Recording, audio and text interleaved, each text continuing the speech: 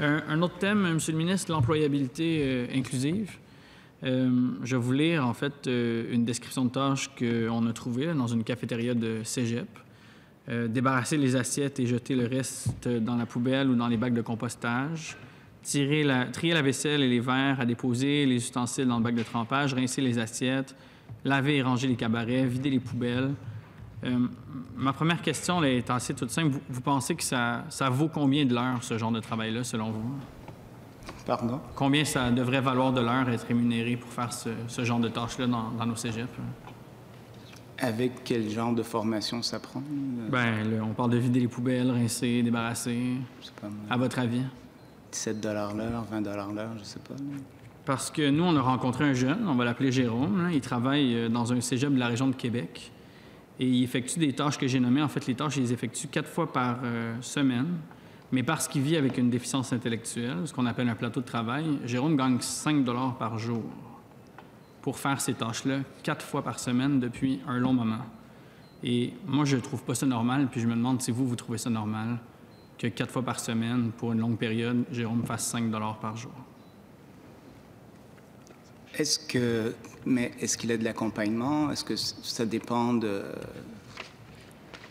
cadre dans lequel ça se passe? Là? Parce qu'une des choses que je suis quand même très, très fier, c'est de l'augmentation des opportunités d'activités socio-professionnelles qu'on a mis dans le réseau depuis notre arrivée, un investissement là, de 16,5 millions de dollars.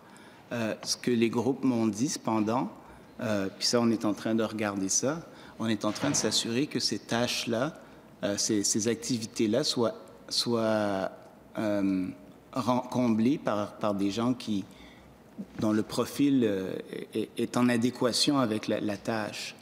Donc, l'enjeu, c'est ce qui nous inquiète un peu, c'est que certaines personnes avec des déficiences plus légères font ce qui ressemble à être un travail régulier, tandis que les activités socio-professionnelles qu'on a développées, c'est évidemment pour ce qui regarde le ministère de la Santé et des Services sociaux, c'est-à-dire ceux qui ont des déficiences modérées à sévères. Donc, c'est parce que la phase 1 et 2, la déficience légère, c'est beaucoup plus au niveau du ministère du Travail. Nous, ministère des Services sociaux, c'est les plus modérés et sévères. J'entends ce que vous dites. Nous, ce que le terrain nous dit, c'est qu'effectivement, malheureusement, il y a une pérennisation de ce qui devrait être temporaire. Exact. Puis, on voit aussi que les plateaux reçoivent 30 fois plus ou 30 fois le montant que les programmes d'intégration. Donc, il y a un enjeu là. En 2020, vous le savez, la vérificatrice générale a fait des constats accablants sur l'intégration et le maintien en emploi des jeunes personnes handicapées. Mais le manque de leadership gouvernemental et du sous-financement maintiennent ces jeunes-là dans la précarité. C'est ce que les groupes me disent. Et on a même eu cette année, on en a parlé beaucoup au niveau de l'immigration, mais le rapporteur spécial des Nations unies a aussi dénoncé ces éléments-là dans son rapport. Il dit, dans les centres occupationnels, les personnes avec une DI travaillent pour des entreprises privées tout en étant payées moins que le salaire minimum. C'est ce que le rapporteur spécial dit, là. Ceci est permis grâce à des exceptions législatives sur la base d'un diagnostic. Le rapporteur spécial, lui, considère cette pratique comme hautement discriminatoire. Est-ce que vous avez l'intention d'intervenir pour que cessent ces pratiques discriminatoires, Monsieur le ministre? Bien, nous, on a créé un poste, en fait, dans chaque région pour justement que le ministère du Travail puis le ministère des Services sociaux se parlent et qu'il y ait une fluidité dans cette employabilité-là. Puis, tu sais, moi j'ai des anciens patients autistes qui travaillent pour des compagnies de TI, là. Puis on s'entend que s'il arrive quelque chose, ils peuvent régresser et avoir besoin des services plus au niveau de la santé et services sociaux. Et quand ils s'améliorent, ils peuvent retourner vers le travail régulier. Donc on travaille sur cette intégration, cette fluidité-là. Mais comme j'ai dit aux différents groupes que j'ai rencontrés, ça va quand même prendre un certain temps. Mais j'avoue que il ne faut pas que les gens demeurent dans des travaux qui sont sous-rémunérés pour leur capacité. Puis souvent, les employeurs ont cette tendance-là, là, quand ils ont quelqu'un de très performant, à le garder. Là. Mais moi, je peux comprendre au niveau de l'intégration, je peux comprendre au niveau du début.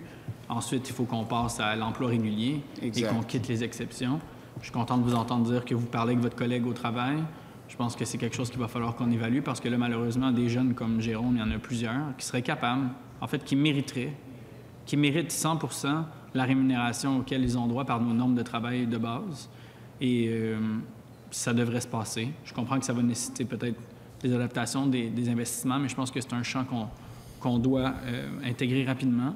Et le fait que les Nations unies, quand même, viennent nous rappeler à l'ordre, d'une certaine façon, c'est quand même... on l'a vu dans le dossier de l'immigration, mais là, on le voit dans celui-là aussi, c'est quand même assez notoire. Et quand un rapporteur spécial vient faire une enquête terrain, puis c'est pas qu'au Québec, là, et dénonce ça, nous, on a le devoir de répondre, puis je suis content de vous entendre aujourd'hui nous dire que vous ne me dites pas demain matin, là, mais vous nous dites que vous voulez travailler avec votre collègue à le sensibiliser, qu'on pourrait s'attendre à quelque chose de mieux dans les prochains mois, dans les prochaines... Moi, je qu'on parle d'années. Le document que le collègue a lu, je ne sais pas si c'est possible de le transmettre au secrétariat. Sans problème. Je comprends que c'est public, c'est juste que ça nous épargne de le chercher. Sans problème. Merci. C'est un rapport des Nations unies. C'est assez simple à trouver, mais on va le déposer. Comme on a créé beaucoup de places depuis qu'on est au gouvernement, puis je comprends la problématique, c'était... je me dépêche, Monsieur le Président. C'est ça, les postes ont été comblés par une clientèle qui est, je l'avoue, au-dessus de ce qu'on voulait recruter. Le signal a confirmé que... Donnez-moi un peu de temps.